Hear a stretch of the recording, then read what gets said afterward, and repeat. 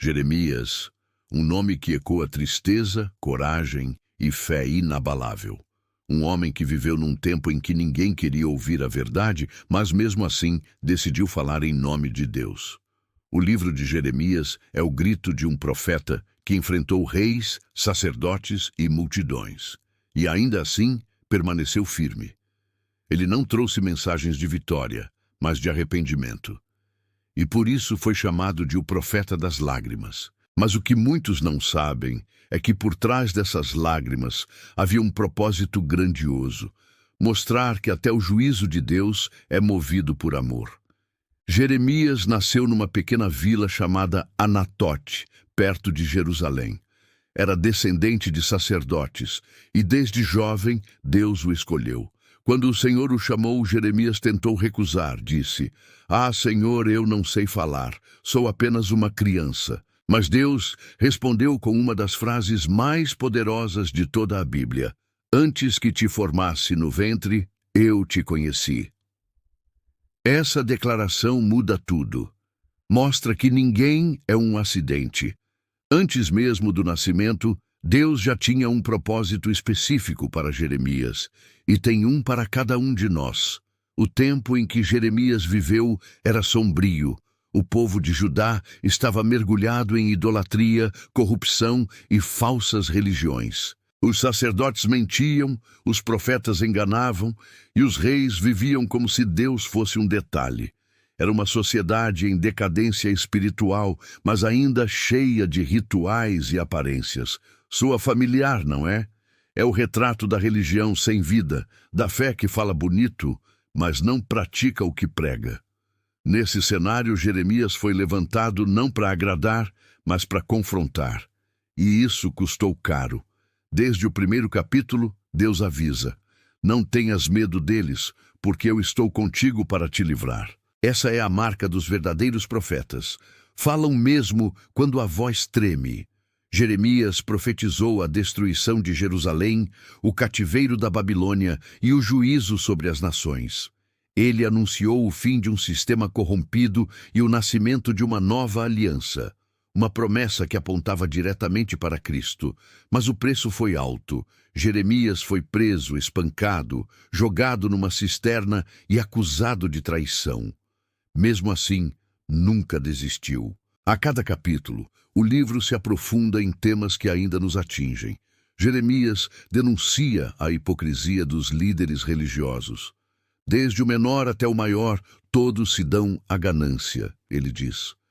Eles curavam superficialmente a ferida do povo, dizendo: "Paz, paz", quando não havia paz. É uma crítica à falsa espiritualidade, aquela que mascara o pecado com palavras suaves, que promete bênção sem arrependimento, vitória sem obediência. Jeremias quebra essa fachada e expõe a raiz do problema: um coração distante de Deus. Mas o que torna Jeremias tão impressionante é a sua humanidade. Ele não é um profeta frio, mecânico, que fala sem sentir. Ele sente a dor de cada palavra. Em várias passagens ele chora, se desespera e até questiona a própria missão. Chega a dizer: "Maldito o dia em que nasci." É um homem que sente tudo o que prega. E é aí que mora sua força. Porque a verdadeira fé não é ausência de dor, é continuar mesmo chorando. Jeremias ensina que o servo de Deus pode sangrar, pode duvidar, mas não pode parar. O coração do livro está no capítulo 31. Ali, Deus revela algo que mudaria toda a história da humanidade. "Farei uma nova aliança, porei a minha lei no seu coração." Até aquele momento, a lei estava escrita em pedras, mas Deus promete escrevê-la na alma. É uma profecia que aponta diretamente para Jesus, o mediador da nova aliança. Jeremias enxergou, séculos antes, o que o Evangelho revelaria em plenitude. O que antes era mandamento, agora seria relacionamento. Mas antes da esperança, veio o caos. Jeremias testemunhou a invasão de Jerusalém pela Babilônia. Ele viu o templo ser destruído, o povo sendo levado cativo, as promessas parecendo ruir. E mesmo assim continuou proclamando: As misericórdias do Senhor são a causa de não sermos consumidos. Esse verso, que está em Lamentações, livro também escrito por ele, é a prova de que até no vale mais escuro, Deus ainda é fiel. Jeremias não desistiu porque sabia. O juízo de Deus nunca é o fim, é o caminho para a restauração. Outro ponto marcante é o símbolo do oleiro e do barro, em Jeremias 18. Deus manda o profeta observar um oleiro trabalhando. O vaso se quebra nas mãos do oleiro, mas ele não o joga fora, apenas o refaz. E Deus diz: não posso eu fazer de vós como este oleiro? Essa é uma das metáforas mais belas da Bíblia. Mostra que Deus não descarta quem falha. Ele reconstrói.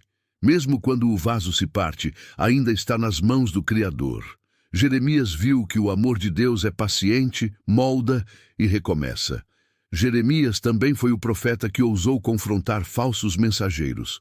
Enquanto ele chorava pelo destino do povo, outros profetas diziam: Deus vai abençoar, tudo vai dar certo. Era um evangelho da conveniência, sem cruz, sem arrependimento. E Jeremias grita: esses profetas falam da sua própria imaginação, não da boca do Senhor. Essa é uma denúncia que atravessa séculos. Ele mostra que nem toda voz religiosa fala por Deus. O verdadeiro profeta não fala para agradar, fala para transformar. Mesmo rejeitado, Jeremias não parou de interceder. Ele orava por aqueles que o odiavam, chorava pelos que zombavam, amava os que o perseguiam. É a essência do ministério profético, amor e verdade andando juntos. Ele sabia que o julgamento viria, mas ainda assim esperava que o povo voltasse. E Deus, em meio à ira, sempre deixava uma janela de misericórdia.